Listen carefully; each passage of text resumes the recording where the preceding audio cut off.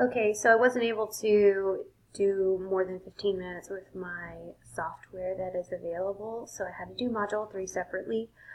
So first I have the entry number 11, which there is kind of an introductory way quiz type thing on my right-hand side. Basically asks students a bunch of questions so you can get to know them, kind of understand who they were. And then my assignment was to gather student data, add questions. And luckily this is perfect for my classroom because it was science-based, so I could actually probably use this entire thing. But some more questions that I probably would add, and this is how I structured it. So I have the scrapbook paper with succulents on it, so I use that. Describe a moment that a teacher helped you learn. What did they do specifically?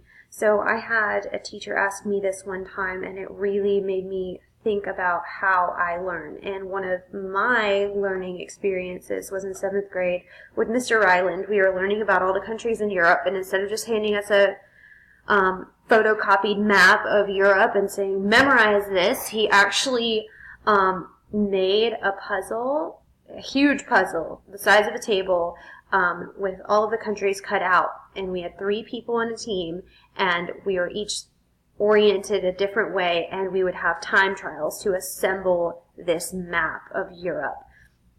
And we practiced every day, and we would see how fast we could get and who would be the winner in class.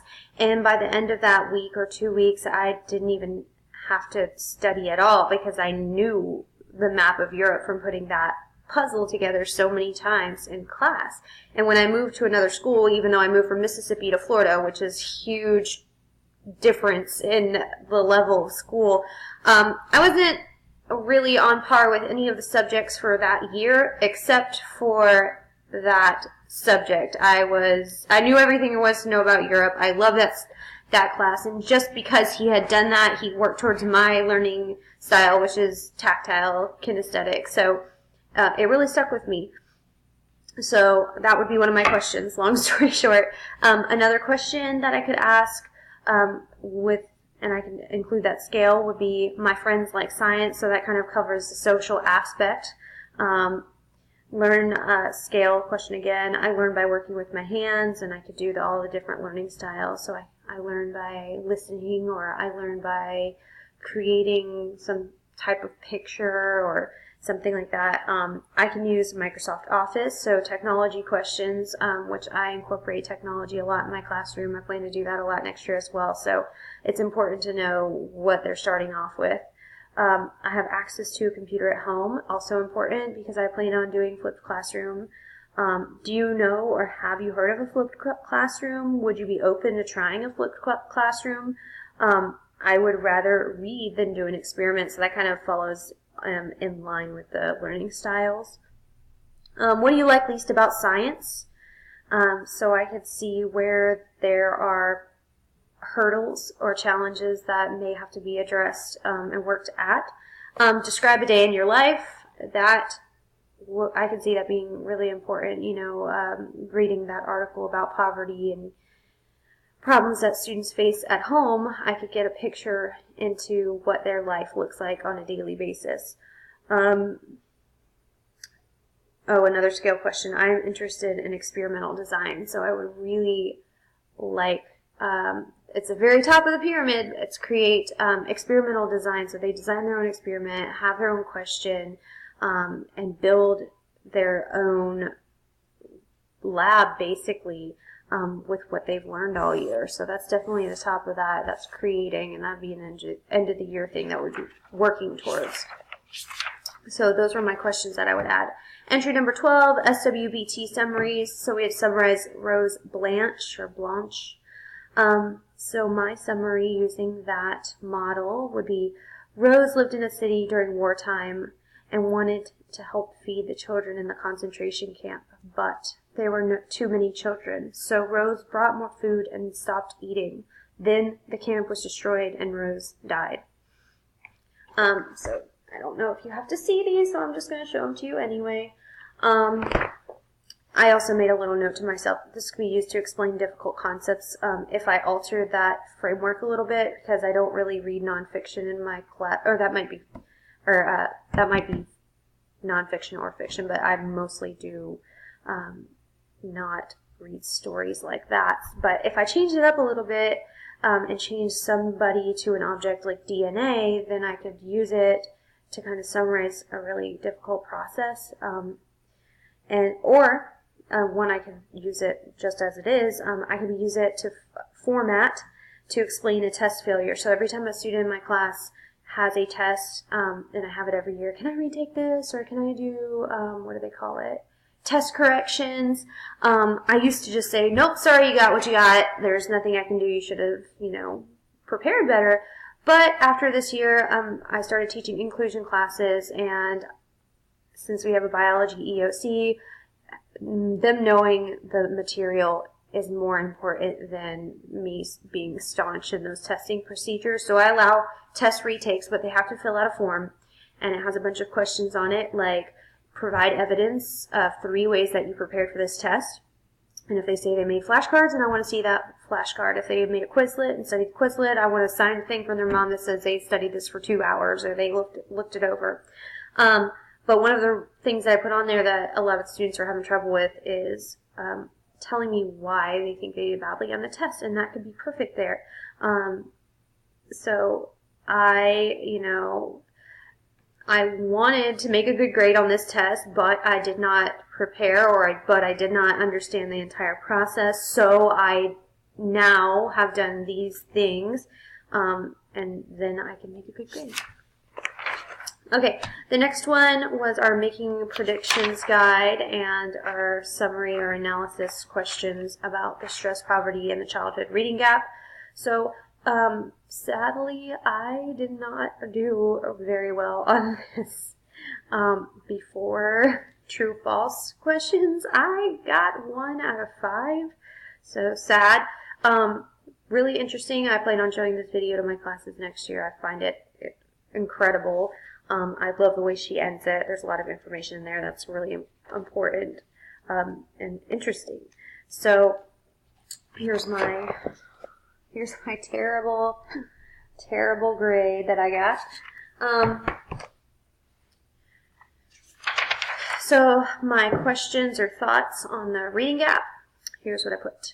Knowing a small bit about the relationship of anxiety and the ability to critically think, the main idea of this article is not surprising, and that is that if you have some basic need that's not being met, you are not going to do well in school because you are not able to think about anything other than those basic needs.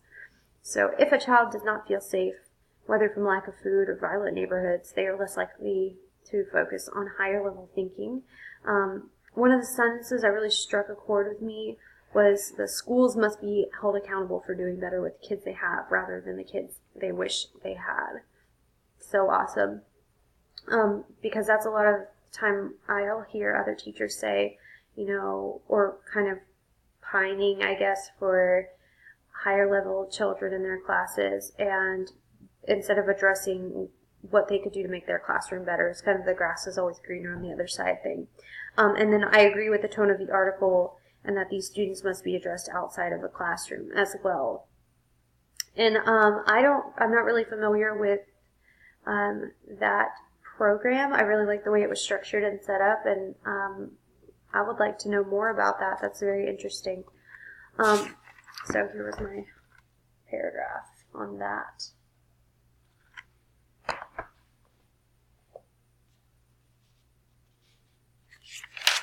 Okay, entry number 14, we had to look at a queuing system and talk about our experience reading. So here's the queuing system, and I added definitions in there so I could remember what all this stuff means. And I pretty much had a working knowledge of each word, but I wanted to include examples, the examples from the online class. So I wrote semantics is the meaning of a word, and the example is, I don't want to mess this up, tears in a dress and tears in eyes. Syntax, so that's the arrangement of words like grammar. So the example was Flynn was a phlegm that medged. And I actually had my English honors teacher in high school do this to us and help with identifying specific parts of grammar. She completely made up words, and we had to find each part of speech based on what we knew rather than knowing that a can is a noun. We had to actually know the definition of a noun and what it looked like and where it was placed in order to find those, because she completely made up all the words. Graphophonics, so that's letter sounding. Thinking back, or what I can know about my experience reading, was a really good experience as an early reader. I had a college reading level in 6th grade. I was always really above, and my parents really built into that with reading to me every night and providing me with lots of books, and I was always at the library, and I just loved reading. So I have a lot of strengths. Like, I have a large vocabulary already, like now I do, and I did have a large vocabulary back then. And now I have Latin from medical terminology and just learning about different languages. I did a couple of years French and taught myself a little bit of Spanish, so that all has a Latin background. I can break down words pretty well if I don't know what they mean, or if I've not seen them before. My strengths was I love to read. I had a good experience. My parents always did it. It played like it's not even like reading to me. It's like playing a movie in my head. And then I was a quick reader, so those were my strengths. And then my weaknesses, I don't think I had very many, but the one that I do know that I had and still have is that I have a problem sometimes with skimming through the reading if I find something that I deem unmeaningful or boring. I'll skip past that to the parts that I want to read, and sometimes I can miss important information or tone or conversations or information just because I'm looking for what I want to look for.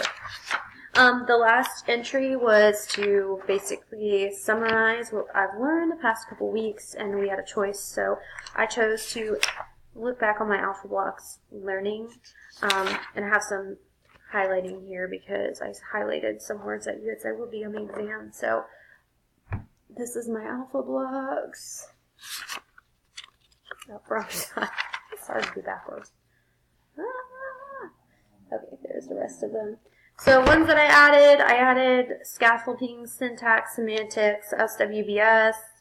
I added release of responsibility. I added graphic organizer, graphophonics, DOK. I added blooms. I added queuing system. So I have quite a list here. I'm not sure how I feel about the Alpha Blocks. For a teacher, I guess if I didn't know what it meant, it would kind of cause me to... I'm used to the more traditional like term definition, so having just a term there makes me feel slightly uncomfortable, and I guess we'll see with my summative assessment if this type of study guide works for me and if I'll use it in my classroom, because I don't, to be honest, I don't know how I feel about it right now. Anyways, that is the end of my reflection notebook. I hope you liked it. I wanted to try something different. I scanned the first time and I wanted to see if the video would be easier or help me maybe remember better. Sorry it was so long. I know that's almost 30 minutes, but thank you.